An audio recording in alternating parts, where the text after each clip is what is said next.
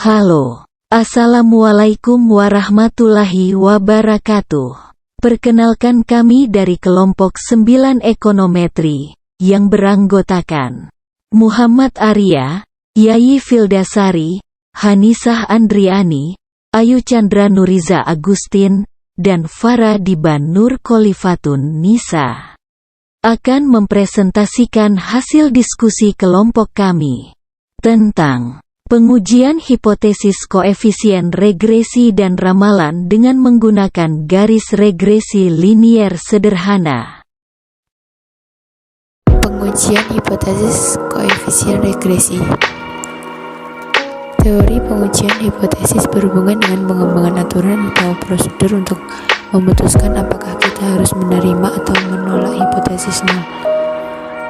Ada dua pendekatan untuk menentukan aturan-aturan yang dimaksud tersebut, yaitu melalui interval keyakinan dan uji signifikasi. Kedua pendekatan tersebut menyatakan bahwa variabel-variabel yang sedang diuji mempunyai distribusi probabilitas, dan pengujian hipotesis mencakup pembuatan pernyataan tentang nilai-nilai parameter dari distribusi tersebut. Konsep dan rumus perkiraan interval. Pada dasarnya, karena adanya frekuensi sampling atau sampling fluctuation, perkiraan titik B ini akan berbeda dengan nilai sebenarnya. Meskipun dalam sampling yang diulang, nilai rata-rata B ini akan sama dengan nilai B besar E dalam kurung B kecil sama dengan B besar. Dalam statistik, tingkat kepercayaan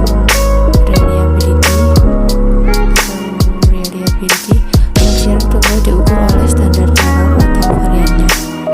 Oleh karena itu, daripada percaya dengan perkiraan tunggal saja, lebih baik kalau memberikan pernyataan probabilitas bahwa penaksiran tunggal tersebut terletak dalam suatu interval di sekitar parameternya.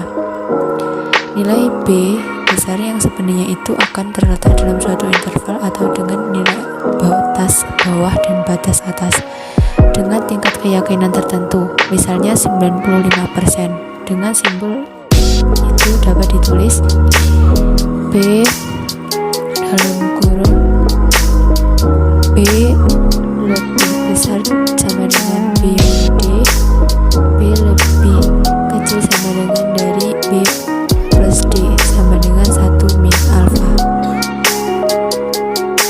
B min D interval B plus D. Persamaan 6.4 yang sudah saya baca tadi,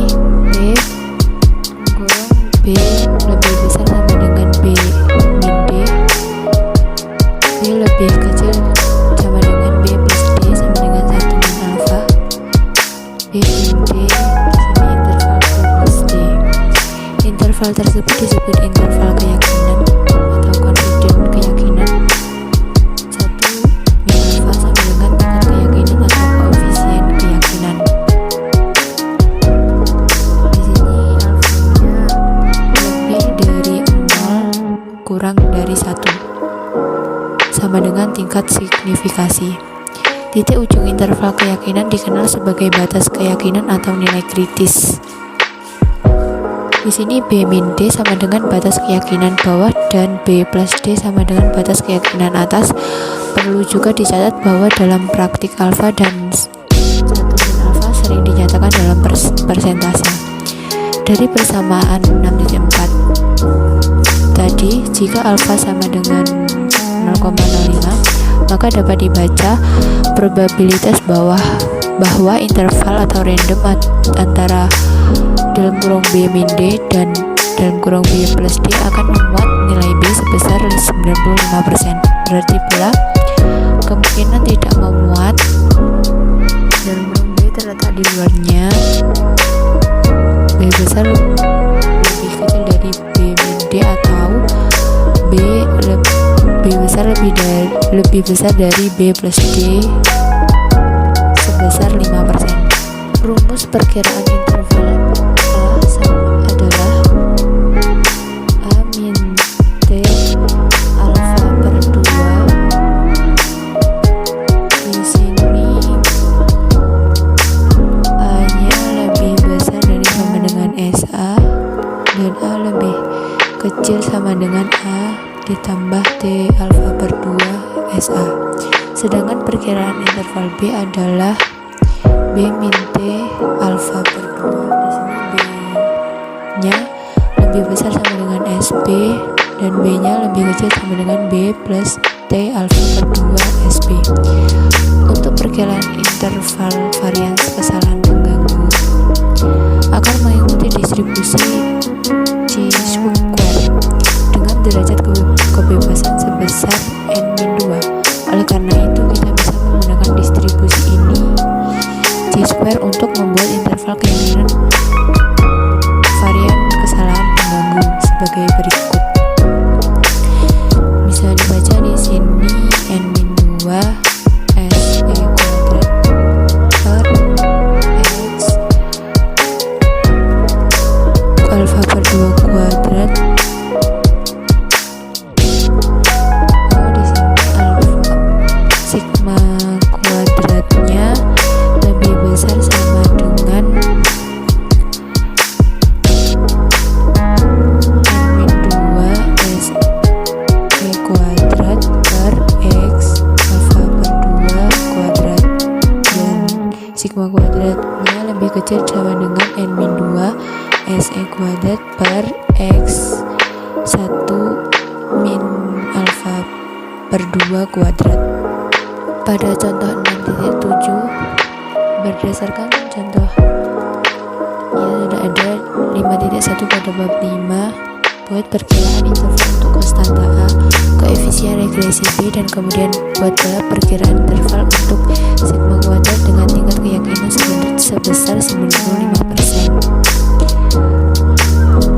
Untuk pemecahannya di sini A-nya 27,139, B-nya 0,4933, SA-nya 7,5712, SB-nya 0,0422, 1 min alfanya 0,95 dan alfanya 0,05. Dari tabel T-nya T alfa per 2 dbn min 2, T0-nya 0,25, 10 min 2 plus minus 2,306. Di sini A-nya lebih besar sama dengan A min T alfa per 2 SA, A lebih kecil sama dengan A plus T alfa per 2 SA. Jadi A lebih besar sama dengan 27,139 dikurangi 2,306 dalam kurung 7,5712. A lebih kecil dari sama dengan 27,139 ditambah 2,306 dikali 7,5712, ketemu A lebih besar sama dengan 9,6798 dan A lebih kecil sama dengan 44,5982. Dengan tingkat keyakinan sebesar 95% bahwa interval dari 9,6798 dikurangi 44,5982 akan mendapatkan nilai parameter A yang sebenarnya. Di sini B besar lebih besar sama dengan B min T alfa per 2 SB, B lebih kecil sama dengan D tambah T alfa per 2 SB, jadinya B lebih besar sama dengan 0,4933 dikurangi 2,306 dikali 0,0422 dan B lebih kecil sama dengan 0,4933 ditambah 2,306 dikali 0,0422, ketemunya B lebih besar sama dengan 0,396 dan B lebih kecil sama dengan 0,5906. Dengan tingkat keyakinan sebesar 95% bahwa interval dari 0,396 dikurangi 0,5906 akan membuat nilai parameter B yang sebenarnya. Di sini SE kuadrat sama dengan 59,306 terus n min 2 itu sama dengan 10 min 2 sama dengan 8.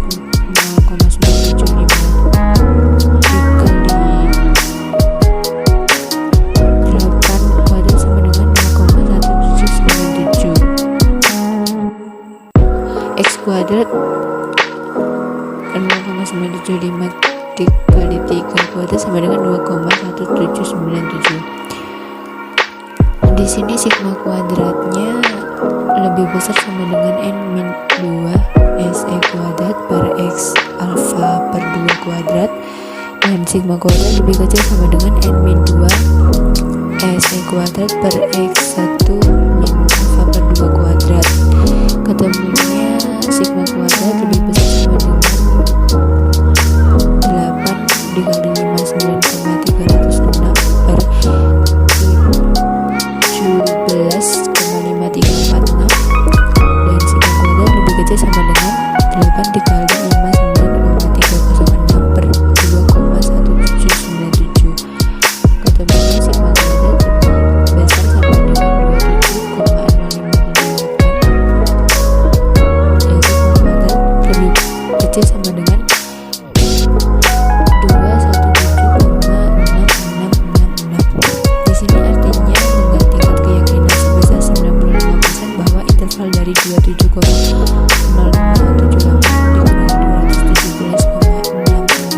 217,6666 akan memuat nilai sigma kuadrat. Yang kedua, pengujian hipotesis dengan pendekatan interval. Pada dasarnya, pengujian hipotesis dengan pendekatan interval meliputi dua tahap. Yang pertama, menghitung perkiraan interval dari parameter yang bersangkutan dengan tingkat keyakinan tertentu. Yang kedua, kemudian menentukan apakah nilai parameter berdasarkan hipotesis 0 terletak di dalam interval atau tidak. Jika ya, H0 diterima. Jika tidak, H0 ditolak. Dengan menggunakan contoh 5.2 dalam buku ekonometri halaman 93, kita menduga bahwa besarnya parameter B sebesar 0,3 dengan alternatif tak sama. Pergunakan tingkat signifikan sebesar 0,005 dalam pendekatan perkiraan interval. Pemecahan H0 B sama dengan 0,3, HA B tidak sama dengan 0,3. Dari contoh 6.7 diketahui bahwa dengan tingkat keyakinan sebesar 95%, interval 0,396 sampai 0,5906 akan memuat nilai parameter B. Interval keyakinan tersebut memuat nilai hipotesis 0, B sama dengan 0,3, sehingga pendapat atau hipotesis bahwa B sama dengan 0,3 ditolak. Materi yang selanjutnya yaitu pendekatan uji signifikansi. Pendekatan uji signifikansi adalah suatu pendekatan alternatif, tetapi juga menjadi pelengkap dari metode pendekatan interval dalam pengujian hipotesis statistik. Pengujian ini dikembangkan oleh R.A. Fisher bersama dengan Neyman dan Pearson. Pengujian ini adalah suatu prosedur di mana hasil sampel akan digunakan untuk menguji benar atau tidaknya suatu hipotesis 0. Keputusan untuk menerima atau menolak H0. Dalam menguji apakah nilai A dan B hasil perhitungan dengan metode OLS dengan nilai parameter itu berbeda secara signifikan atau tidak.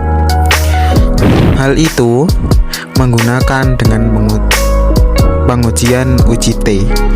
Nilai uji T yang diperoleh akan dibandingkan dengan nilai T tabel. Jika T hitung lebih besar dengan T tabel, maka H0 ditolak. Sebaliknya, jika T hitung kurang dari sama dengan T tabel, maka H0 diterima. Nah, untuk mencari nilai T hitung, rumus mencari T hitung yaitu T hitung sama dengan B kecil dikurangi B besar dibagi dengan SB. Pengujian ini dinamakan dengan uji dua arah atau two-tiled test karena kita menggunakan dua sisi distribusi probabilitas yang merupakan daerah penolakan. Dalam hal ini, hipotesis alternatif yang ajukan menggunakan tanda tidak sama dengan, yang berarti bahwa B bisa lebih besar atau lebih kecil dari suatu nilai tertentu. Misalkan H0 dilambangkan dengan B sama dengan 0 dan H1 B tidak sama dengan 0.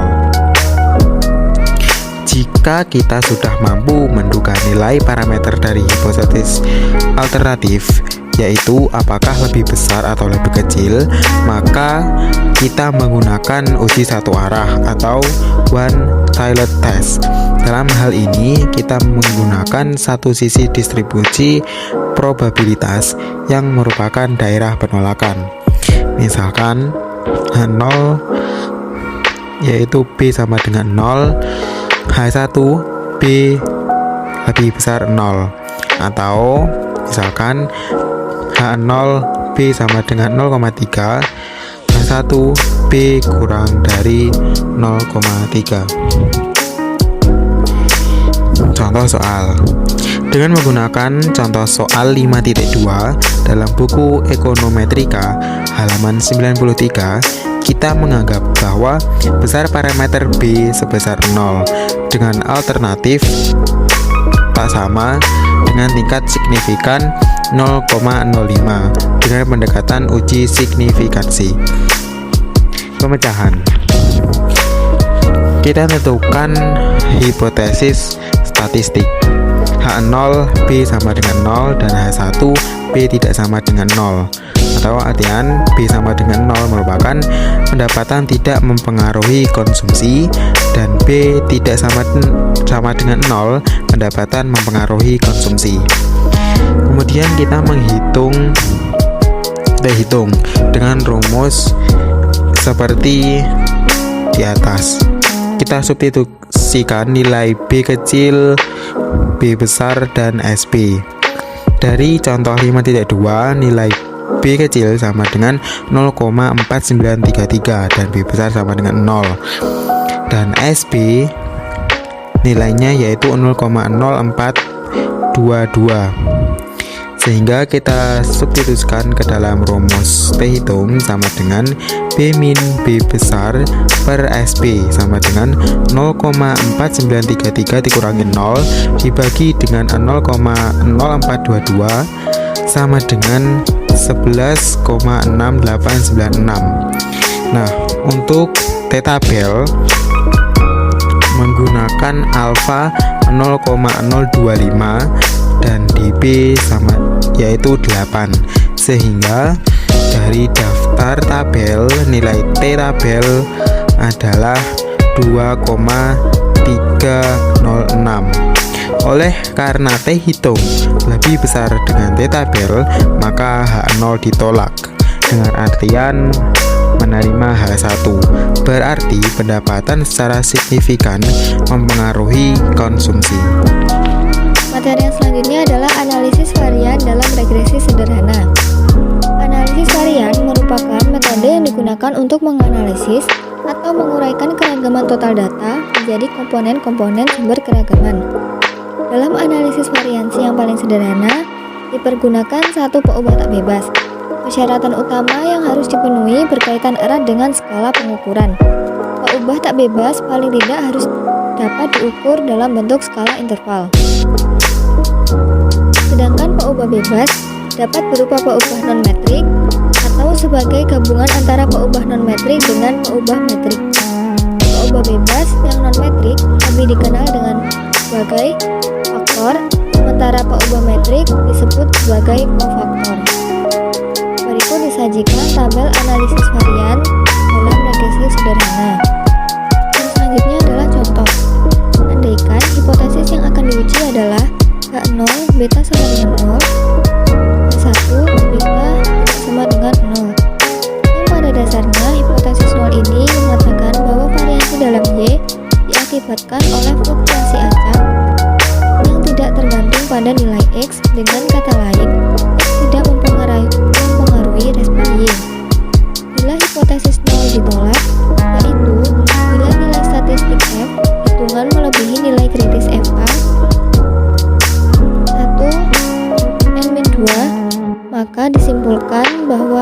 terdapat jumlah variasi yang berarti dalam respon Y yang disebabkan atau diterangkan oleh model yang dipandang benar, yaitu fungsi linear. Bila statistik F berasal dalam daerah penerimaan, maka disimpulkan bahwa data tidak memberikan cukup dukungan kepada model yang dianggap benar. Yang selanjutnya yaitu ramalan dengan menggunakan garis regresi linear sederhana. Dari contoh 5.2 tentang penelitian data pendapatan bulanan dan konsumsi bulanan karyawan perusahaan swasta, diperoleh regresi sampel dengan persamaan sebagai berikut. Y sama dengan A plus BX, yaitu 27,139 plus 0,4933X. Persamaan ini dapat digunakan untuk meramalkan atau to forecast or to predict besarnya konsumsi atau Y untuk waktu yang akan datang apabila besarnya pendapatan atau X sudah diketahui. Jika X diketahui, maka artinya yang pertama, sudah terjadi. Pendapatan tersebut adalah pendapatan yang kemarin atau waktu yang lalu. Yang kedua, yaitu pendapatan sekarang. Maksudnya adalah pendapatan yang diterima pada saat ini atau waktu yang bersangkutan, biasanya disimbolkan dengan huruf X1. Yang ketiga yaitu hasil ramalan. Misalkan ramalan pendapatan tahun depan disimbolkan dengan XT plus 1. Ramalan pada dasarnya merupakan perkiraan terjadinya suatu kejadian untuk waktu yang akan datang. Jika seseorang diketahui memiliki pendapatan sebesar 300.000, maka berdasar persamaan regresi di atas, yang pertama, maka diduga konsumsinya akan sebesar Rp175.129.